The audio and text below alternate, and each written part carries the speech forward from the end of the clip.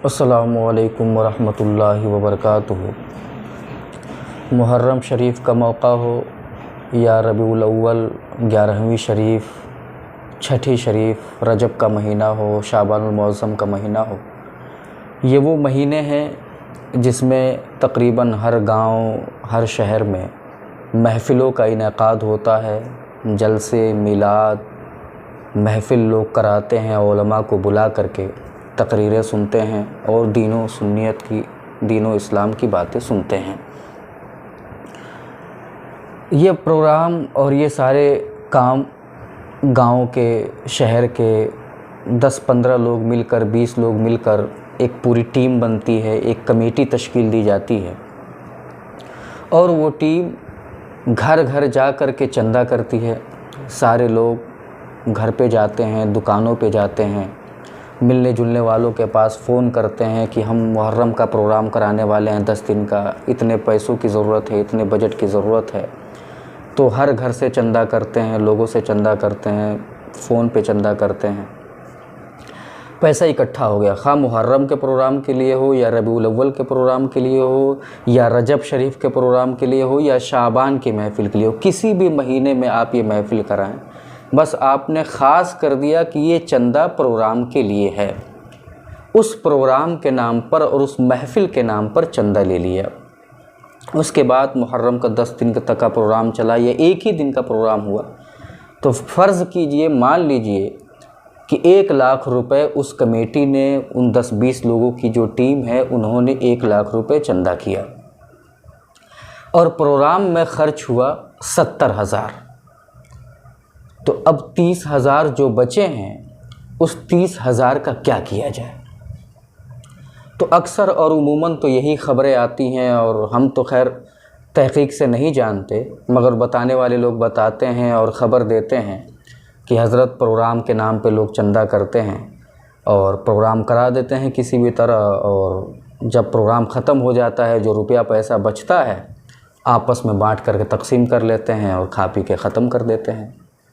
किसी को हिसाब देने की कोई ज़रूरत नहीं है, पार्टी कर लेते हैं। पार्टी में वो पूरी टीम जाती है, जो 10-20 लोगों ने चंदा किया था, वो पूरी टीम अच्छे से खाती पीती है, मौज मस्ती करती है और कोई पूछने वाला नहीं है। मगर वहीं पे कुछ टीम और कुछ कमेटी ऐसी भी होती है कि वो उस बचे हुए रकम को अपने ऊपर खर्च नहीं करते हैं, बल्कि उस पैसे को बचा कर किनारे रखते हैं। फिर किसी गरीब की बेटी की शादी हो तो कुछ ख़रीद के दे देते हैं। कभी मस्जिद में कोई चीज़ बिगड़ गई, घड़ी ख़राब हो गई, पंखा ख़राब हो गया, माइक ख़राब हो गया, वो बनवा के दे देते हैं या कोई चीज़ ख़रीद के ही दे देते हैं। किसी मदरसे में बच्चे के पास किताबें नहीं हैं तो किताबें ख़रीद के देते हैं। बहरहाल 2 तरह के लोग होते हैं। एक तरह के, पहली तो ये कि जो प्रोग्राम कराने के बाद पैसा बचा है उसे अपने आप पे ही खर्च कर लेते हैं, खा पी लेते हैं, अपने लिए सामान ख़रीद करके बिल्कुल साफ़ कर देते हैं। तो ऐसा करना कैसा है? शरीयत इसके बारे में क्या हुक्म देती है?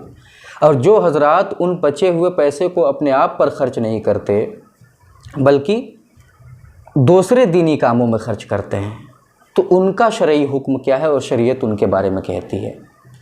तो इन दोनों लोगों का, दोनों वजहों का जवाब ये है कि जिस वक्त आपने चंदा लिया तो चंदा आपने एक ख़ास प्रोग्राम के नाम पर लिया, एक ख़ास महफ़िल के नाम पर लिया। मुहर्रम, सफ़र, रबीउल अव्वल, रबीउल आखिर, रजब, शाबान, एक ख़ास महफ़िल के नाम पर आपने लिया।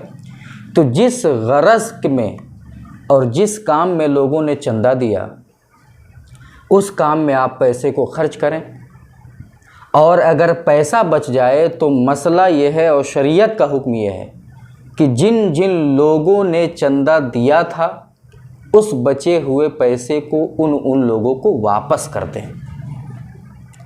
हाँ, अगर वो इजाज़त दें कि आप इसे किसी दूसरे दीनी काम में ख़र्च कर दें, तब आपको दीनी काम में ख़र्च करने की इजाज़त है। इस मसले से पता चला कि ये दोनों तरह के लोग गलत करते हैं। बचे हुए पैसे को जो लोग अपने ऊपर खर्च कर लेते हैं, ये भी गुनहगार हैं, क्योंकि वो माल इनका नहीं है तो अपने ऊपर खर्च करने की इन्हें इजाज़त भी नहीं है और हक़ भी नहीं है, तो ये भी सख्त गुनहगार हुए। और दूसरी तरह के लोग जिन्होंने उस माल को दूसरे दीनी काम में खर्च किया, उन्हें भी ये हक़ नहीं था कि वो उस माल को दूसरे दीनी काम में खर्च करें, क्योंकि वो उस माल के मालिक ही नहीं हैं। उस माल के मालिक अभी भी वही लोग हैं जिन लोगों ने चंदा दिया था। लिहाजा ये भी गुनहगार हुए अगरचे इन्होंने किसी दीनी और फलाही काम में खर्च किया। तो आज कल का जो माहौल है आप देख सकते हैं। मेरा मशवरा ये है कि जब चंदा करने के लिए जाएं तो आप चंदा लेते वक्त ये कहें कि प्रोग्राम के लिए हम चंदा ले रहे हैं, लेकिन अगर कुछ पैसा बच जाए तो आप हमें इजाज़त दें कि हम इसे दूसरे दीनी कामों में भी खर्च कर सकें। या तो वहाँ का उर्फ़ हो कि ऐसा होता हो, तब तो कोई बात नहीं है, कोई नाराज़ नहीं होता, सब लोगों की तरफ से इजाज़तें आम है। और अगर वहाँ पे ऐसा उर्फ़ नहीं है तो चंदा लेते वक्त ही आप क्लियर कर लें कि अगर पैसा बचेगा तो हम इसे दूसरे दीनी काम में खर्च करें, हमें इसकी इजाज़त आप दें। अपने आप पर खर्च करना ये तो किसी भी हाल में जायज़ नहीं है, क्योंकि हम उसके मालिक नहीं हैं। दुर्र मुख्तार जिल्द नंबर 3 सफ़ा नंबर 101 बाबो सलातिल जनाज़त मिन किताबी सलात में है, फ़इन लम यकुन बैतुल माल मामूरन औ मुंतज़िमन फ़अलल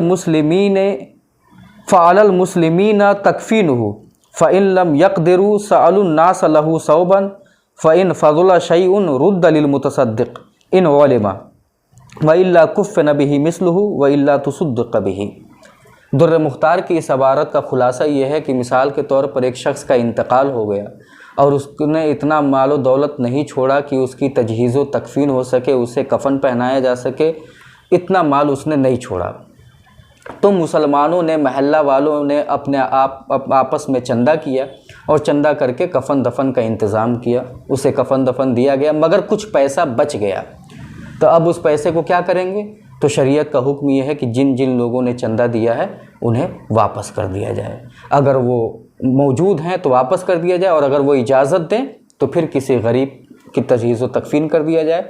और अगर पता ही नहीं चल रहा है कि किसने दिया है, कौन दिया है, तो फिर उस पैसे को सदका करें, किसी और काम में खर्च करने की इजाज़त नहीं है। फतावा अमजदिया जिल्द नंबर 3 सफ़ा नंबर 38 किताबुल वक्फ़ में है कि ये चंदे जिस ख़ास गरज़ के लिए किए गए हैं उसके गैर में सर्फ नहीं किए जा सकते। अगर वो गरज़ पूरी हो चुकी हो तो जिसने दिए हैं उसको वापस किए जाएं, या उसकी इजाज़त से दूसरे काम में ख़र्च करें। बग़ैर इजाज़त ख़र्च करना जायज़ नहीं। अल्लाह तबारक व तआला हम सबको मसाइल सीखने की तौफ़ीक़ अता फ़रमाए। अस्सलामु अलैकुम व रहमतुल्लाहि व बरकातहू।